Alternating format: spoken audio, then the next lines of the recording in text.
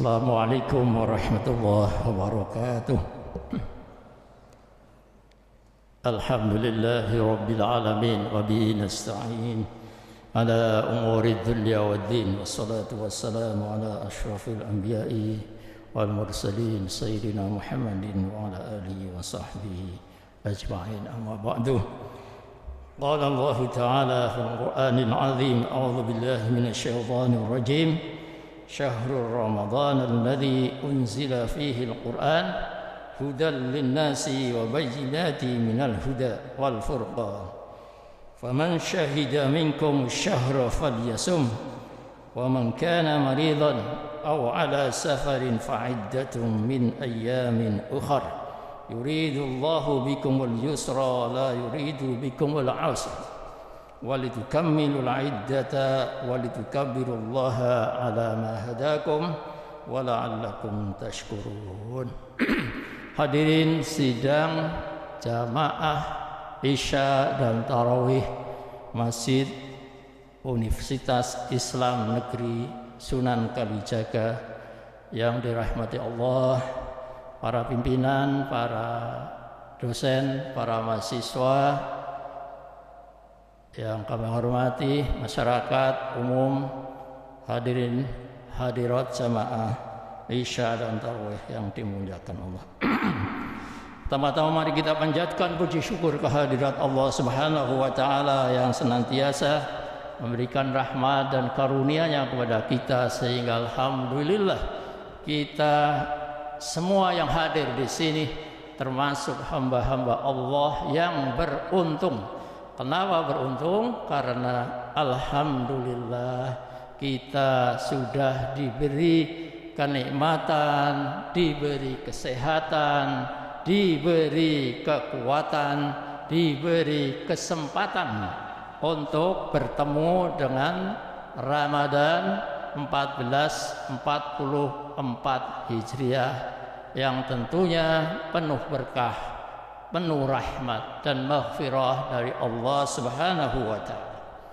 Bapak Ibu sekalian yang kami hormati, adalah bulan Ramadan sebagaimana tadi ayat yang sudah disampaikan oleh Imam, adalah adalah bulan yang teramat sangat mulia. Adalah pada bulan Ramadan diturunkan Al-Qur'an, hudal linnas wa bayyinati minal huda wal furqan. Bapak sekalian, perintah pertama Allah Subhanahu wa taala yang diturunkan melalui malaikat Jibril adalah perintah belajar. Kata Allah, a'udzu billahi minasyaitonir rajim, Iqra bismi rabbikal ladzi khalaq, khalaqal insana min 'alaq. Membaca itu adalah hanya salah satu ungkapan perintah Allah untuk belajar dalam rangka terus-menerus meningkatkan ilmu kita, ilmu yang seharusnya bisa mendekatkan diri kepada Allah Subhanahu wa taala dan bisa membawa kemanfaatan untuk hamba-hamba Allah, makhluk Allah yang ada di bumi, rahmatan lil alamin.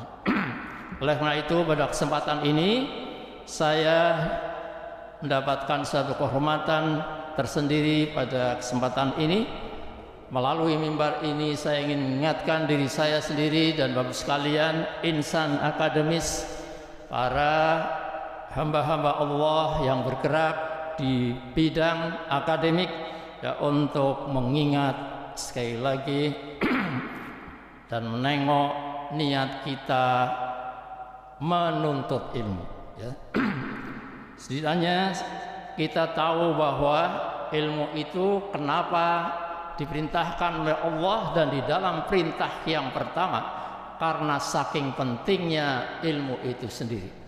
Saking pentingnya ilmu sendiri, ada satu kepala negara yang mengungkapkan bahwa education is the most powerful weapon you can use to change the world. adalah pendidikan sebagai suatu senjata paling ampuh, paling powerful yang bisa kita gunakan untuk bisa merubah dunia. Tapi ketahuilah bahwa Allah sudah menggariskan apabila kita menuntut ilmu, pastikan bahwa niat kita itu sudah baik, sudah benar, sebagaimana yang dituntunkan oleh Rasulullah sallallahu alaihi wasallam. Rasulullah sallallahu alaihi wasallam pada suatu saat ngendika, haddatsana Abdullah bin Sa'id al-Maqburi an jaddihi an Abi Hurairah qala Rasulullah sallallahu alaihi wasallam man ta'allama al-ilma liyubahiya bihi al-ulama wa yujariya bihi as-sufaha wa yasrifa bihi wujuhan nas ilaih adkhalahu Allahu jahannam. Siapa orang menuntut ilmu, belajar ilmu, ta'allama al-ilma liyubahiha bihil ulama, tapi punya niat untuk mendebat para ulama, institusi keagamaan, ya, bikin perlawanan terhadap institusi keagamaan, wa yujariya bihi sufaha, dan menggunakan ilmunya untuk mengolok-olok, merendahkan, menghinakan, sama sekali tidak memberikan kemanfaatan kepada orang-orang awam yang kurang berilmu, as-sufaha, wa yasrifa bihi wujuhun nas wa yasrifa bihi wujuhan nas ilaih, dan dengan ilmunya sebenarnya dia punya maksud agar dia menjadi perhatian manusia. Apa kata Nabi? Adkhalahullahu jahannam. Maka orang yang mencari ilmu tapi niatnya salah seperti ini, ya, Allah akan memasukkannya ke dalam neraka jahannam. Rawahu Ibnu Majah. Dalam riwayat yang lain disebutkan bukan hanya 3 tetapi 4 kalau salah niatnya. Pertama, ya, tadi seperti yang tadi, man talabal ilma li arba'in dakhalan nar aw nahwa hadhil kalimat. Pertama, liyubahiya bil ulama, untuk meremehkan, menantang ulama dan institusi keulamaan, institusi keagamaan. Aw liyumariya bihi sufaha, mengolok-olok, menghinakan, meremehkan, ya, orang-orang yang kurang berilmu. Aw liyasrifa bihi wujuhan nas, atau hanya untuk mencari perhatian manusia kepadanya, atau aw liyakhudha bihi minal umara, ya, atau sekedar memberi kesenangan, mengikuti apa yang disenangi oleh umara, oleh para pemimpin negara. maka kata Nabi, dakhalan nar, akan dimasukkan ke dalam neraka. Hadirin sidang jamaah Isya dan Tarawih yang dirahmati Allah Subhanahu wa taala. Oleh karena itu, kalau kita runtut, ya, perintah Allah sesungguhnya dimanapun itu diletakkan, dalam Al-Quran, dalam Al-Hadis, semuanya merujuk kepada 2 hal. Pertama adalah merujuk untuk taat kepada Allah Subhanahu wa taala, dan yang kedua adalah untuk bisa memberikan kemanfaatan seluas-luasnya kepada sesama makhluknya Gusti Allah. Maksudnya apa?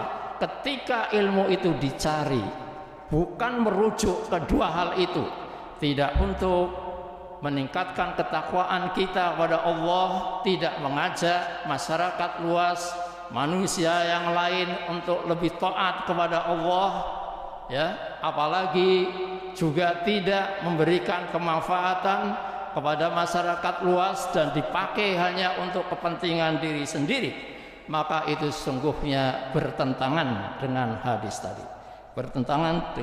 tadi.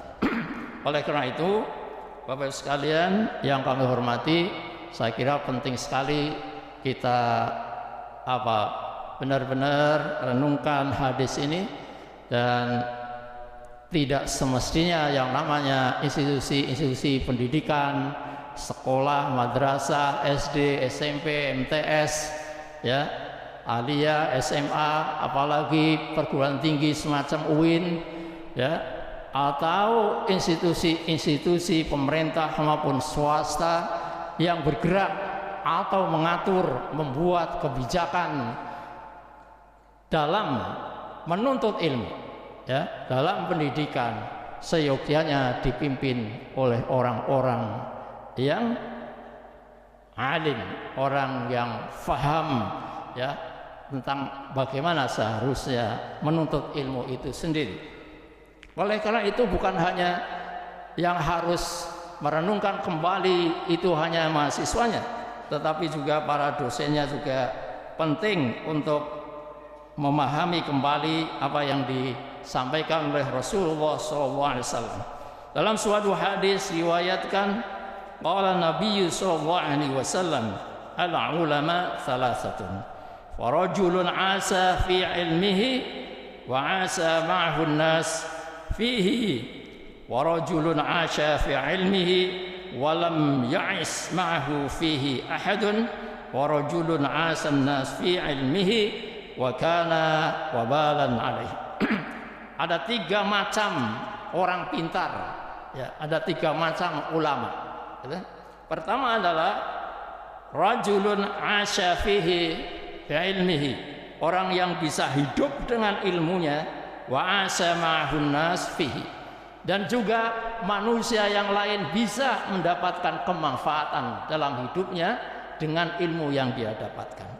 Wa rajulun asya fi ilmihi wa lam ya'ish ma'ahu fi ahadun, dan ada orang pintar yang hanya untuk dirinya sendiri tapi sama sekali tidak bisa memberikan manfaat kepada manusia yang lain. Wa rajulun asyan nas fi ilmihi wa kana ubalan alaih.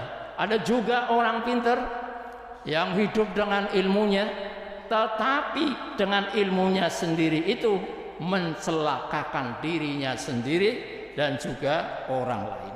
Dan itulah sebabnya dalam kesempatan ini saya ingatkan sepantasnya orang-orang yang memimpin institusi pendidikan itu adalah orang-orang alumni UIN, orang yang ngerti agama maksudnya, artinya yang bisa membawa institusi keagamaan, institusi pendidikan maksud saya menuju kepada Allah Subhanahu wa taala, dan ya sebesar-besar kemanfaatan bagi manusia. Setidaknya ya pemimpin sekolah, madrasah, apalagi ini mohon maaf ya institusi yang lebih tinggi, universitas, departemen, kementerian pendidikan, dan lembaga-lembaga lain riset, ya, di negeri ini seharusnya dipimpin oleh orang-orang yang pintar tapi juga ngerti agama. Setidaknya itu tidak benci dengan institusi keagamaan. Adalah aneh kalau institusi pendidikan dipimpin oleh orang yang nggak ngerti agama, orang yang anti madrasah, orang yang anti, nggak ngerti, nggak suka dengan majelis taklim dan seterusnya. Orang-orang demikian semestinya tidak bicara soal pendidikan, tidak bicara soal riset, tidak bicara soal lembaga-lembaga penelitian yang semuanya mengarah pada upaya pembelajaran manusia, ya, karena pada akhirnya sesungguhnya apapun ilmu yang dituntut seharusnya bisa mengarahkan manusia kepada peningkatan ketakwaan kepada Allah Subhanahu wa taala dan bisa mengantarkan kepada kemakmuran manusia di muka bumi ini. Jika tidak, ya salah satu di antaranya tidak mungkin memakmurkan tapi enggak mengajak kepada ketakwaan kepada Allah Subhanahu wa taala, maka itu tidak sesuai dengan sabda Rasulullah SAW yang tadi saya sampaikan. Demikian yang bisa sampaikan dalam kultum yang insyaallah ini sudah lebih dari 7 menit. Kurang lebihnya mohon maaf yang sebesar-besarnya. Wallahul muwaffiq ila aqwamit thoriq. Assalamualaikum warahmatullahi wabarakatuh.